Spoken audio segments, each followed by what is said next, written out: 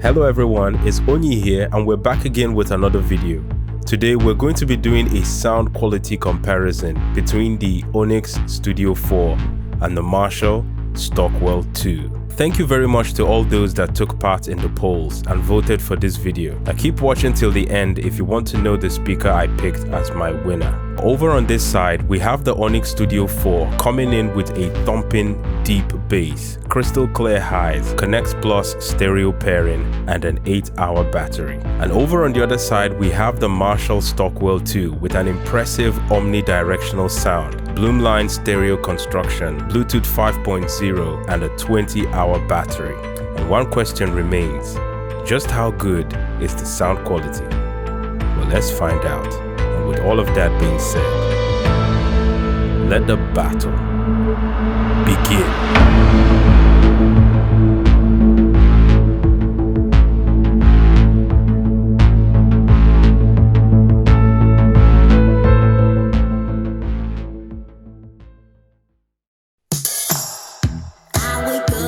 Sunday morning, feel that ache inside my heart. I can't hold on any longer. I'm seconds from falling apart. Wasn't like any other summer. Only let that warm summer breeze. Although you gave me your promise that you were never gonna leave.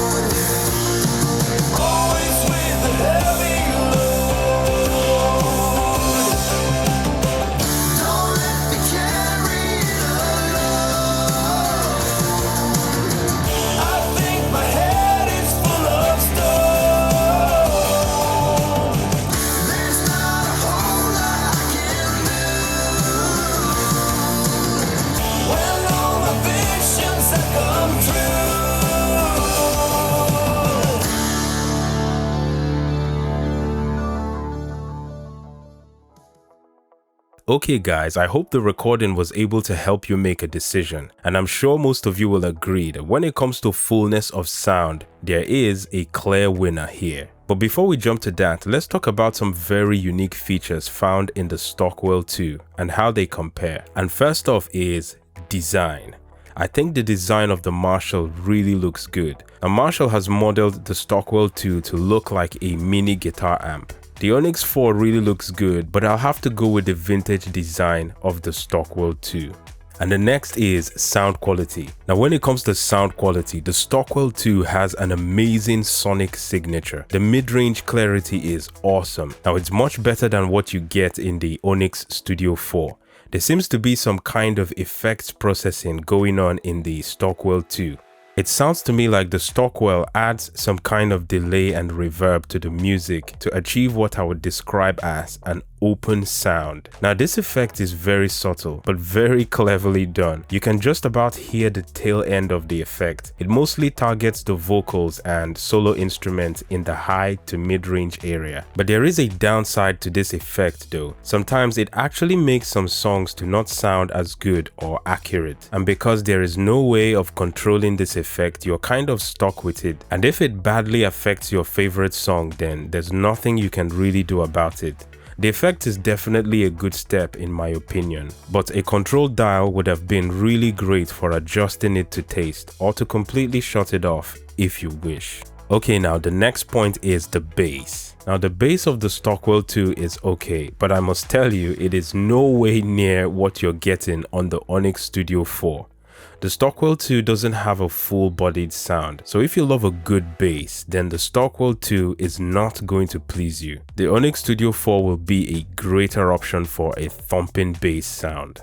And the next point is sound projection. Now when it comes to sound projection, the Stockwell II is not claiming to be a 360 speaker, but it somehow manages to achieve a fairly even sound projection in all directions, which is really great and very uncommon in this style of speaker design. The Onyx Studio 4 on the other hand is pretty much directional in sound projection.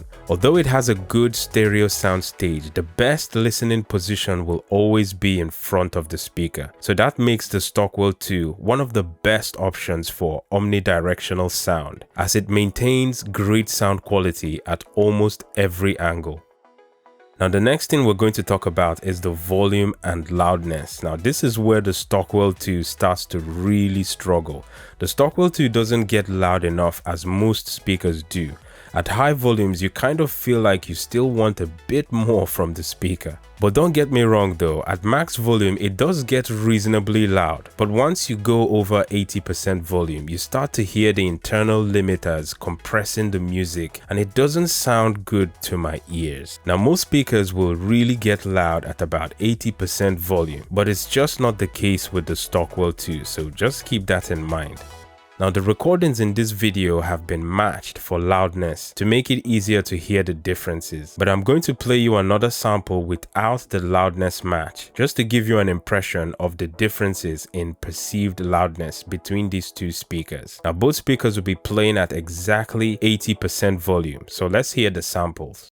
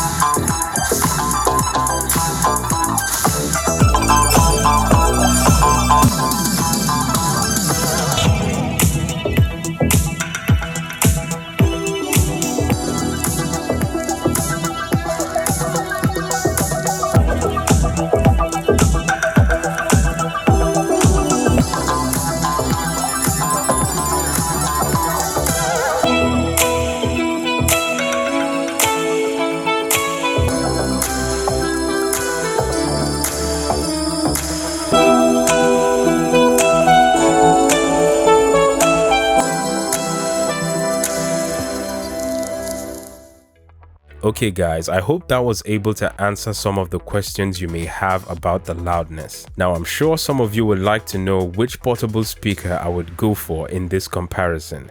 And for me, I would have to go with the Onyx Studio 4. And here's why. The first point is, at under £200, the Onyx Studio 4 will give better value when considering price to performance ratio. My second reason is the Onyx Studio 4, in my opinion, is a more practical speaker in terms of performance. I can use it indoors at really low volumes, and on clear weather days, I can also take it outdoors to crank the volume for a small party. So, those are my reasons for choosing the Onyx Studio 4 as my all-round great portable speaker.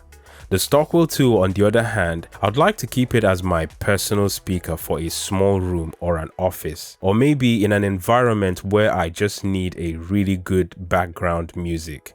I think the omnidirectional Bloomline stereo effect will be amazing in that atmosphere. Okay guys, that's it from me. I would like to know which speaker you would pick and why. Please let me know in the comments below. Once again, thank you so much to all those that voted for this video. Now if you want to watch the long version of this comparison where I cover multiple genres, then a video will be coming up soon in the information button on your screen. That's it guys, don't forget to hit the like button, subscribe to this channel so you always know whenever I find anything new and interesting. And as always guys, my name is Onyi and this is Osiman Media, and I'll see you in the next video.